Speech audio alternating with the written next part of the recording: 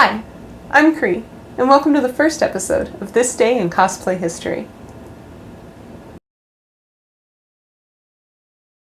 Due to a lack of specificity in publication dates, it's a bit nebulous. But around this time in April, we can feel safe celebrating the birth of the term steampunk.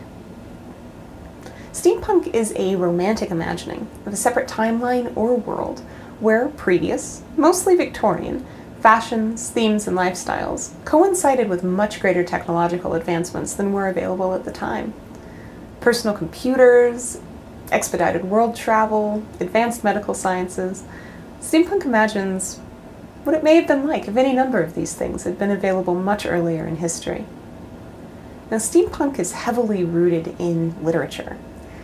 Imagery given to us by scientific romance authors back in the 19th century can be said to have inspired much of what steampunk is today. Mary Shelley, in her work Frankenstein, or the Modern Prometheus, imagined the possible ramifications of advanced medical sciences gone awry way back in 1818. And Jules Verne, throughout his works, imagined that worlds could be made into paradises through advanced sciences, but he also warned us of the possible problems technology could present. Now, Jules Verne didn't call himself a science fiction author. When asked, he stated that he meant to depict the Earth and to at the same time realize a very high ideal of beauty and of style. Now, this quote really well mirrors what I and many others see in steampunk, a realization of a high ideal of beauty and style.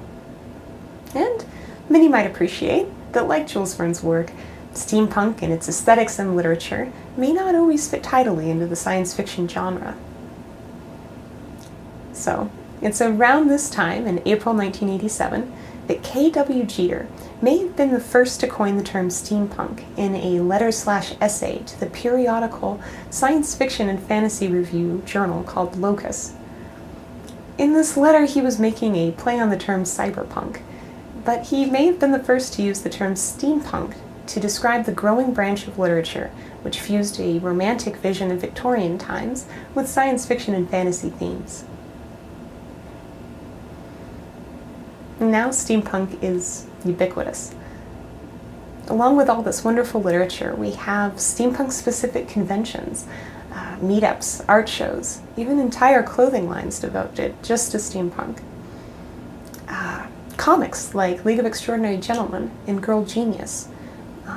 Video games like Thief and the BioShock series all immerse their fans in a world of historical fashion and futurism. And of course, there's Steampunk Cosplay. It's a hit at conventions around the world, and a particularly great idea for family or group cosplay. Steampunk really fosters a sense of individuality and personal creativity, as a lot of people choose to costume as personas they've created themselves. Burning Man is another fantastic place to see steampunk art and fashion in action. So thanks for watching. Check back in with us April 7th, where we'll get into some of this madness. If you haven't seen Attack on Titan, you may be wondering what's going on with some of the muscle print spandex suits you see at conventions these days. We'll get into that and more next time on This Day in Cosplay History. And since it's our first episode, it's going to be a little shameless in asking, if you liked this, share it with your friends, hit the like button below, and consider subscribing to our channel. Thanks again for watching.